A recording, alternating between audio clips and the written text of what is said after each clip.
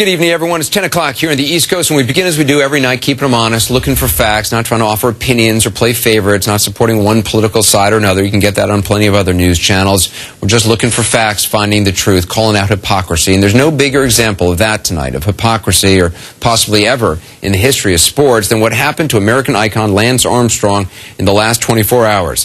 He cheated, he lied about it for years and years, and now he's reportedly coming clean. Somewhat. How much did Lance Armstrong say in the interview he just taped with Oprah Winfrey? He reportedly admits to using performance-enhancing drugs to win bicycle races. And Oprah says he was, quote, pretty forthcoming, but that he did not come clean in the manner she expected. Exactly what that means is not clear. Oprah's too good to give it all away. I choose not to characterize. I would rather people make their own decisions about whether he was contrite or not. I felt that he was thoughtful. I thought that he was serious. I thought that he certainly had prepared himself for this moment. I would say that he met the moment. And at the end of it, literally 2.5 hours, we both were pretty exhausted. And I would say I was satisfied. Oh, whatever ultimately made it to tape, and we won't know till later this week, longtime followers of Armstrong say they are not ready to take anything he says at face value. Reporters, teammates, even one-time friends, they all describe the 7-time Tour de France winner, cancer survivor, and charity founder as a born manipulator who'll do whatever it takes for only one person, Lance Armstrong. Keep them honest, they point to a record of lying that rivals his record of winning. We're sick and tired of these allegations, and we're going to do everything we can to fight them. They're absolutely untrue. I've said it for 7 years. I've said it for longer than 7 years. I have never doped. I can say it again, but I've said it for 7 years. It doesn't help. How could it have taken place when I've never taken performance-enhancing drugs? Go back to 1995. One of your former teammates, Steven Swart, he was riding with you as a Kiwi on the Motorola team. He has told ESPN on the record and on camera that back in '95, when the team was struggling, that you announced to the team that you were going to begin doping and you were encouraging other teammates to do the same. What do you say to that account? No, again, complete nonsense. If it can't be any clearer than I've never taken drugs, then incidents like that could never have happened. Why would I then enter into a sport and dope myself up and risk my life again? That's crazy. I would never do that. No way. My case, I mean, I came out of a life-threatening disease. I was on my deathbed. Do you think I'm going to come back into a sport and say, okay, doctor, give me everything you got. I just want to go fast? No way. Would never do that. That was Lance Armstrong denying it all time and time again. Since then, the U.S. Anti-Doping Agency has put out more than 1,000 pages of allegations and evidence against Armstrong and his teammates, calling Armstrong's drug ring the most sophisticated in the history of sports. He's been stripped of his 7 Tour de France titles, barred from competition, a step down from the Livestrong charity that he founded, and until now, he's denied everything. Not only that, as you'll see, he's got a long history of lashing out at people who tried to expose him. The people who dared to suggest Armstrong was on something other than his bike. That was, in many cases, a brave stance to take, because in almost every case it was followed by a Lance Armstrong-sponsored Scorched Earth campaign. Lance, how you feeling? Frankie Andreu would have once described Lance Armstrong as one of his closest friends. They were teammates in the 1990s. Frankie and his wife Betsy frequently socialized with Armstrong. This picture shows the three of them cooking dinner together in 1995. But in what would become a familiar pattern, Armstrong turned on the Andreus after they testified in a 2006 lawsuit alleging Armstrong used performance-enhancing drugs. Armstrong vehemently denied the charges, and it didn't stop there.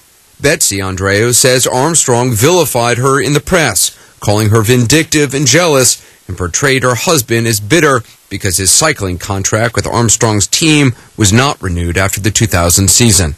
And then there was this, a voicemail left for Betsy Andreu in 2008 by a friend and associate of Armstrong. I hope somebody breaks a baseball bat over your head, but I also hope that one day you have adversity in your life and you have some type of tragedy. It's pathetic, Betsy. I thought you were a better person than that. Betsy Andreu provided the voicemail to the New York Daily News as evidence of the threats and intimidation she says they suffered.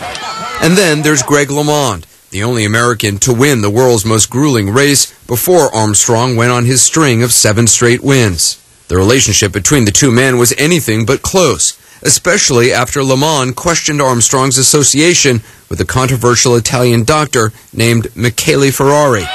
Frankie Andreu said Armstrong was clearly upset at Le Mans' comments, and in an affidavit, Andreu said, "I recall Lance saying words to the effect of, 'Who does Greg think he is?' talking about Ferrari. I'm going to take him down." And he did.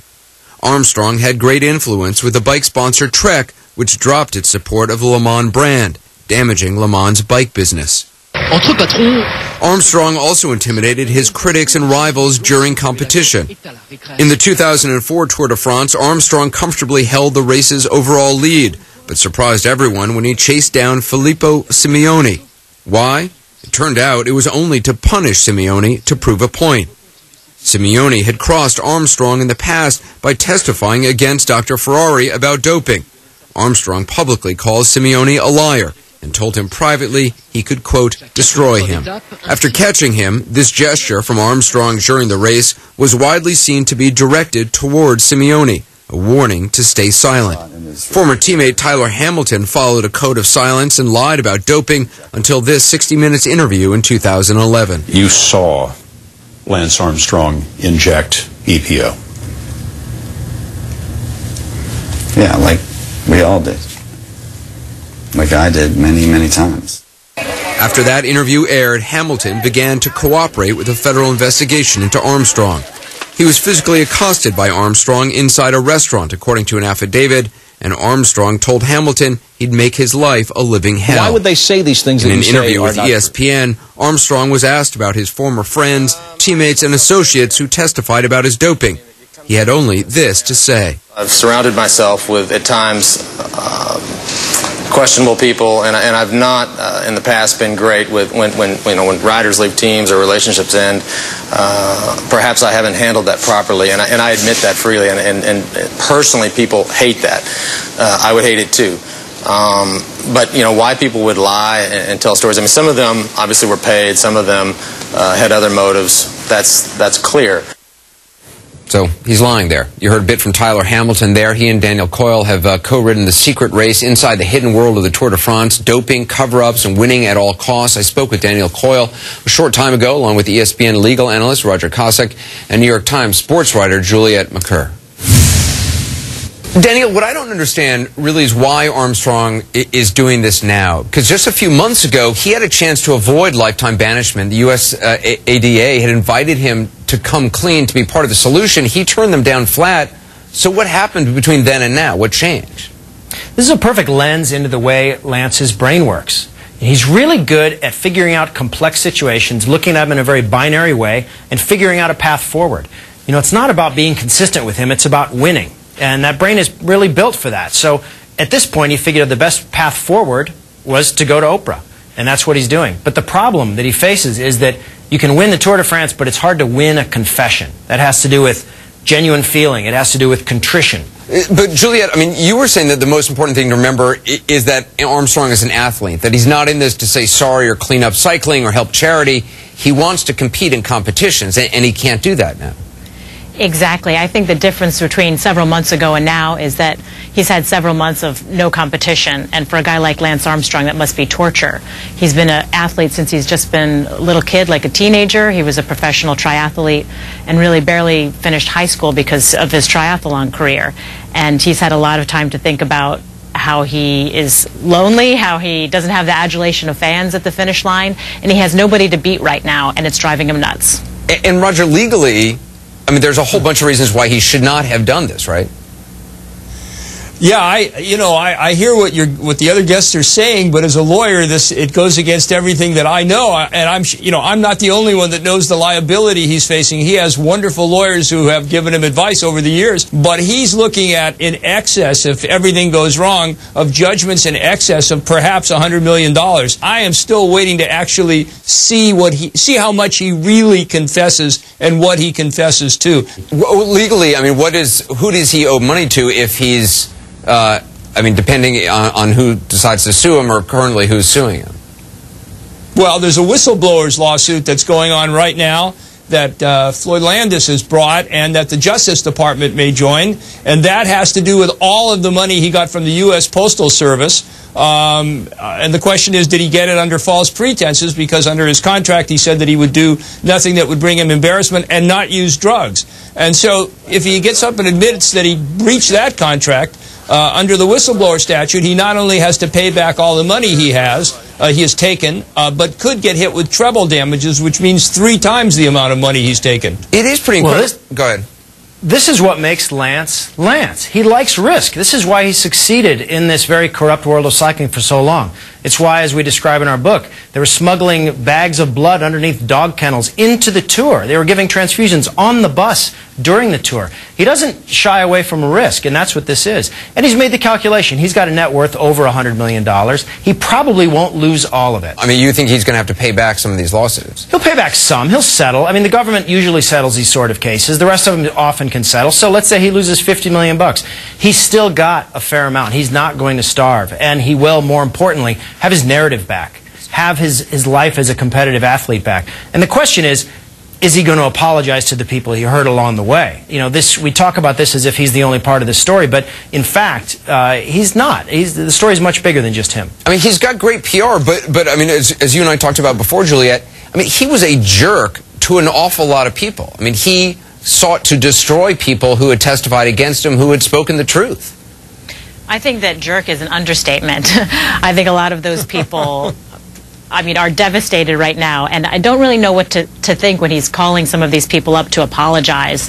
I actually spoke to a few people that he's reached out to, and they're like dumbfounded. They don't know whether to believe him or not. Julia, did you see him threaten people, reporters who reported things that he felt were inappropriate?